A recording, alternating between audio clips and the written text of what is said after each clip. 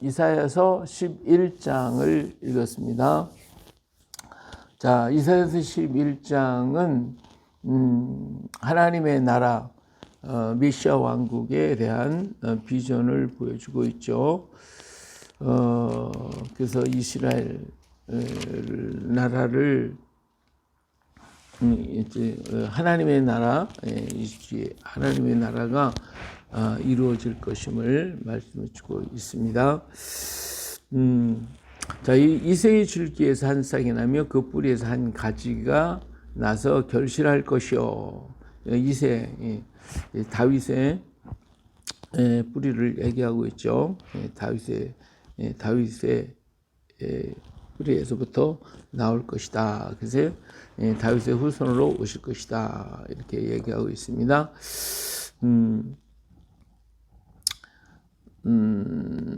그리고 그의 위에 여호와의 영 곧 지혜와 총명의 영이 모략과 재능의 영이 지식과 여호와를 경외하는 영이 강림하시리니 그 하나님의 성령의 강령 역사가 임하실 것을 말해주고 있죠.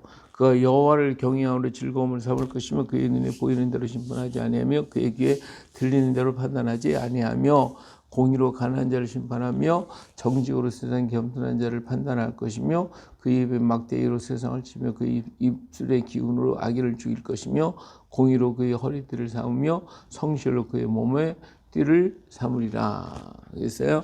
자, 여기서 이제 예수 그리스도께서 임하심을 말해주고 있죠. 예수 그리스도께 성령의 강력한 역사에 임하시는 것을 말씀해주고 있습니다. 그래서 예수님께서 세례 요한에게 세례를 받으시잖아요. 세례를 받을 때 어때요? 성령이 임하시잖아요. 성령이 임하가 있고 임해서 하늘에서 나의 사랑하는 아들이다 라고 하는 우레소리가 울려 퍼지는, 그러면서 하나님의 영의 역사가 강력하게 드러나고 있는 것을 볼 수가 있습니다. 그래서 예수님께서는 완전한 인간으로 또 완전한 하나님으로서 이 땅에 임하실 때에 일반적인 생애 속에서는 그냥 육신으로 인간으로 세상에서 목수 생활을 하면서 생활을 하셨단 말이에요. 그러다가 이제 세례 요한이 세례를 받을 때 성령의 강력한 역사가 임하심으로 공생의 시작을 하시기 위하여 광야에 들어가서 40일 동안 금식을 하시면서 그러면서 당신이 가야 할 길을 갖다가 정하시는 거예요. 거기서 결정을 잡으셨어요. 예수님께서 그 광야 생활 40일 광야 생활 속에서 세 가지 시험을 받으시잖아요. 세 가지 시험. 첫 번째 뭐예요? 돌로 떡을 만들어 먹어라. 그 다음에 성전 꼭대기에서 뛰어내리라. 두 번째는 천하만국을 보고 그리고 나에게 절을 하라. 이 세 가지 시험을 받으셨는데 우리는 그저 시험 받은 것으로 알고 있어요. 이게 시험 받은 것이 아니라 예수님께서 이 땅에 오신 것은 인류 구원을 위해서 오셨잖아요. 이 구원을 위해 되는데 구원을 해야 할 텐데 구원을 하시러 오셨는데 어떻게 세상을 구원하실 것인가? 우리 예수님께서 광야로 나가셔서 거기서부터 이제 계획을 하시는 거예요. 계획을. 인류를 어떻게 하면 구원하실까? 구원하는 방법에 대해서 깊이 생각하시면서 기도하신 것이 40일 기도란 말이에요. 그 기도할 때에 첫 번째 인류가 전부 다 올 수 있는 게 뭐냐? 첫째는 경제적인 원리예요. 경제적인 원리. 그래서 돌을 가지고 떡을 만들어서 모든 사람이 다 먹게 하고 배불리 먹고 편안하게 살게 되면 전부 다 예수님의 그 놀라운 역사를 보면서 전부 다 따라오지 않겠나? 그것을 다 구원할 수 있을까? 이렇게 생각을 하신 거예요. 그랬는데 가만히 생각해 보니까 이스라엘이 광야에 40년 생활을 하면서 그들은 만나를 먹었어요. 뭐 메추라기를 먹고 그냥 실컷 배불리 먹여놓고 아주 부족함이 없도록 전부 다 채워주셨는데, 근데 그 사람들이 정말 하나님의 말씀을 따르고 순종하면서 전부 가나안 땅에 다 들어갔냐? 하나도 못 들어갔잖아요. 예? 이 다 그냥 배불리 먹고 다 잘해줬는데도 제대로 하나님 말씀 안 듣고 순종하지 않더라 이거예요. 그러니까 이거 가지고는 안 돼요. 사람이 떡으로 사는 게 아니구나. 하나님 입에서 나오는 말씀 가지고 살아야지 이 떡 먹었다고 해서 다 저들이 구원받고 말씀에 순종하는가? 아니다. 그래서 두 번째, 높은 곳에서 뛰어내린다. 이건 기적의 원리, 기적. 이 기적인데 이것은 종교적인 원리죠. 종교를 가지고 막 그냥 기적을 행하고 이적을 행하고 능력을 행하고 병 고쳐주고 막 이런 능력을 막 행하면 그러면 모든 사람들이 야, 너 놀랐구나. 그래서 전부 다 예수 믿고 그리고 다 따라올 것일까? 그렇게 생각을 해보신 거예요. 그랬더니 그게 아니더라 이거예요. 광야에서 40년 생활하면서 어때요? 애굽에 뭐 10가지 재앙을 막 쏟아지죠. 홍해바다의 기적을 이뤄 홍해바다를 건너왔죠. 막 무리바 반석이 막 깨지면서 물이 막 쏟아지고 메추라기가 내리고 만나가 내리고 뭐 기적을 뭐 그렇게 많이 행했는데도 불구하고 이스라엘 사람들이 따랐어요? 안 믿었거든. 또 그래도 안 믿고 그냥 막 물러가라고 막 하면서 싸움하고 이것도 아니다. 이것도 아니다. 그러니까 막 이번에는 마귀가 예수님을 저 높은 산에 올라가가지고 천하 만국을 다 보여주면서 나한테 절해라. 그러면 이 모든 만국을 너에게 주겠다. 이건 뭐냐면 정치적인 논리, 정치적인 거. 이 정치적인 논리로다가 권력을 잡고 세계를 정복하고 모든 나라를 다 정복하면 모든 인류가 전부 다 그 앞에 다 굴복할 거야. 아니까 그렇게 하면은 인류를 다 구원할 수 있지 않을까 하는 생각을 하시는 거죠. 근데 가만히 보니까 어때요? 바벨론 나라도 망했고 아말렉도 망했고 아수르 나라도 망하고 메대와 바사도 망하고 세상이 저 큰다고 하는 나라는 다 망해버렸어요. 그들이 인류를 구원할 수가 없었어요. 그래서 사탄아 물러가거라. 아니다. 이건 아니다. 그러면서 40일 금식 기도를 마치셨는데 우리가 거기다 한 가지가 있어요. 한 가지가 더 있는데 그게 뭐냐면 예수님께서 결심을 하신 거예요. 이건 경제적인 원리로도 안 되고 종교적인 원리로도 안 되고 정치적인 논리로도 안 되고 인류를 구할 수 있는 것은 단 하나밖에 없다. 그게 뭐냐? 그것은 바로 십자가밖에 없구나. 우리 예수님 바로 그 결심을 하신 거예요. 그리고 결심을 하시고 그리고는 세상으로 나오신 거예요. 나오셔가지고 그래서 때때로 그 십자가 생각하면 너무 힘들고 어려우시니까 제자들이 가끔 가다가 난 죽는다든지 나는 핍박을 받는다든지 나는 어디를 갈 것이라든지 가끔 가다 마음이 괴로울 때마다 한마디씩 던졌던 것을 우리가 알 수가 있어요. 그렇게 우리 예수님 당신 혼자서만 그냥 마음에 품고 그러면 그 길을 걸어갔어요. 그래서 이러한 하나님의 강력한 역사가 오늘 여기 11장에서 이 성령의 임하심으로써 이루어질 것임을 말씀해 주고 있습니다. 그래서 우리 주님이 가신 그 길은 사랑의 역사의 길인데 이 사랑을 받아들이는 사람은 구원, 사랑을 받아들이지 않은 사람은 멸망을 받을 수밖에 없어요. 왜? 구원의 최고의 역사가 사랑인데 사랑을 그렇게 해줘서 그들 인류를 구원하려고 하셨는데 그 사랑을 못 받겠다고 하면 어떡하겠어요? 그런 사람은 다른 길이 없어. 아무리 그를 구원하려고 해도 구원할 수 있는 길이 전혀 없는 거예요. 사랑을 버리면 다른 길이 없어요. 그래서 예수님께서 여기 보니 그 입에 막대기로 세상을 치며 그 입술의 기운으로 악인을 죽일 것이다. 여기서 악인은 뭐예요? 믿지 않는 사람, 사랑을 줬는데 사랑을 안 받아들이는 사람, 사랑으로 품었는데도 거부해버리고 그러는 사람, 이런 사람은 어떻게 할 수가 없다 그 말이에요.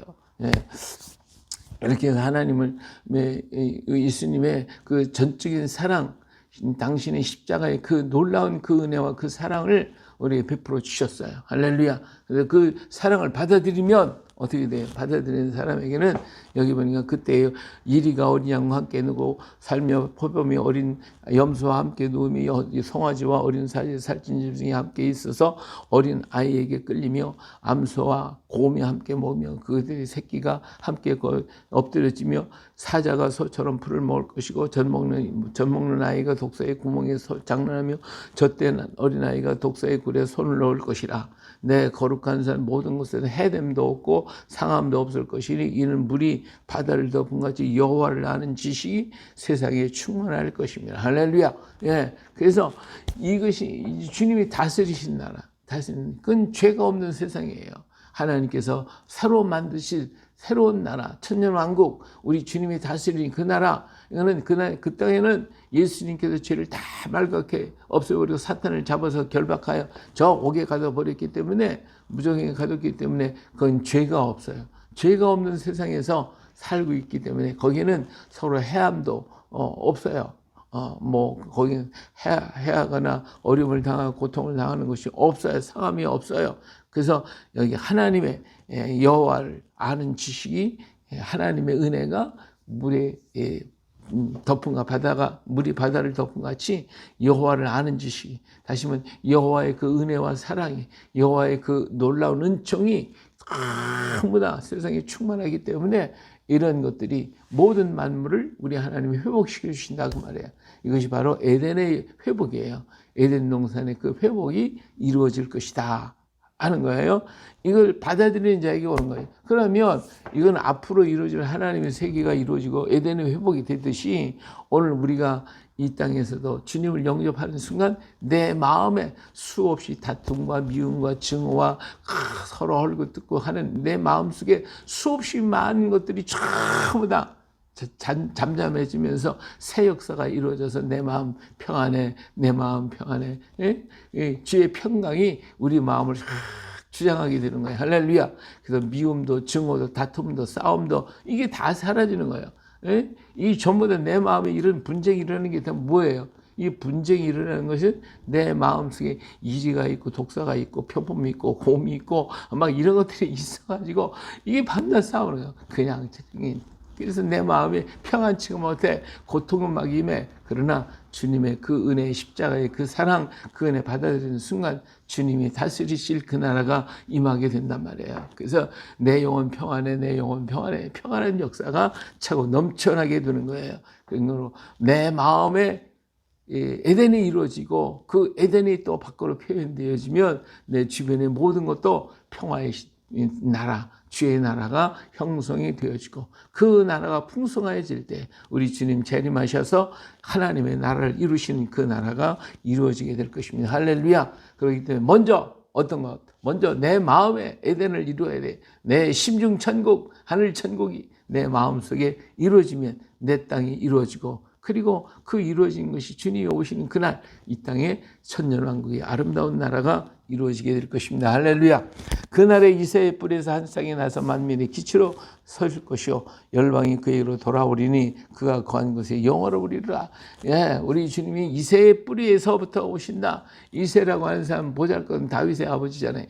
보잘것없는 좀 그런 사람이었지만 그 보잘것없는 곳에서 한 싹이 나오더니, 그러더니 거기에서 열방을 다스리는 다윗의 통치자가 나온 것처럼 우리 예수님이 임하심도 보잘것없어요. 정말 미약한 싹 같아. 정말 볼만한 거 흠말만한 것이 아무것도 없다고 이사야에서 말씀하고 있잖아요. 그런데도 그분이 임하셔서, 우리 주님이 오셔서 만민의 기치로, 만민의 큰 구원의 기치가 되셔서 깃발이 되어서 그래서 이를 구원하시게 되어줄 것이고, 그에게 그가 거한 곳에 빛이, 하나님의 빛이 임하게, 어둠에 거하던 자들이, 흑암에 거한 자들이 빛을 보듯이 보게 되는 것입니다. 그날에 주께서 다시 그의 손을 펴사 그의 남은 백성을 아수르와 애굽과 바드르과 구스와 엘람과 시날과 아말과 바다 섬들에서 돌아오게 하실 것이라. 이제 인류 구원의 역사가 이루어질 때에 모두 흩어졌던 이스라엘 민족들이 전부 다 알리아의 역사를 통하여 돌아오게 될 것임을 말씀해 주고 있는 것이잖아요. 여호와께서 열방을 향하여 기치를 세우시고 이스라엘의 쫓긴 자들을 모으시며 땅 사방에서 유다의 흩어진 자들을 모으시리니 에브라임의 질투는 없어지고 유다를 괴롭게 하던 자들은 끊어지며 에브라임은 유다를 질투하지 아니하며 유다는 에브라임을 괴롭게 하지 아니할 것이다. 이 말씀 무슨 말씀이냐면, 이제 주님께서 온 세계에 흩어진 이스라엘 사람들을 전부 다 돌아오는 알리아의 운동을 이렇게, 지금 알리아 운동들을 굉장히 많이 하고 있잖아요. 그래서 막 그냥 모두가 돌아가는데 여기에서 그전에는 어떻게 했어요? 북쪽 이스라엘, 남쪽 유다가 있어서 서로 싸우고 밤낮 그냥 전쟁을 하고 싸우고 미워하고 했잖아요. 그런데 이제는 남쪽 유다, 북쪽 이스라엘 싸우지 않아요. 그들은 무조건 이스라엘 사람이라면 정말 알리아 다 받아들이는 거예요. 그렇기 때문에 여기 보니까 뭐예요? 에브라임과 유다, 에브라임이 질투 없어지고 유다는 괴롭게 하던 자들이 끊어지고 에브라임 유다를 질투하지 않으면 유다는 에브라임을 괴롭게 하지. 이게 무슨 말? 에브라임은 북쪽 이스라엘을, 유다는 남쪽 유다를 얘기하는 거거든요. 저희들이 서로 싸우고 미워했지만 이제는 그렇게 하지 않는다 이거예요. 그렇게 하지 않고 다 하나님 안에서 하나가 되어가지고 그들이 전부 다 돌아가게 될 것이다 라고 말씀하고 있는 거잖아요.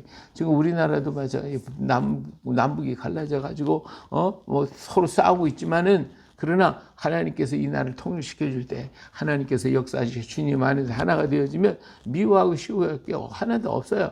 한 덩어리 하나 되어가지고 하나님 앞으로 돌아가게 되는데, 이런 진정한 알리아 운동, 영적 알리아 운동이 이 민족 속에 일어나서 그래서 하나님의 뜻을 이루어 주실 것을 믿습니다. 할렐루야. 자, 그들이 서쪽으로 블레셋 사람들이 어깨에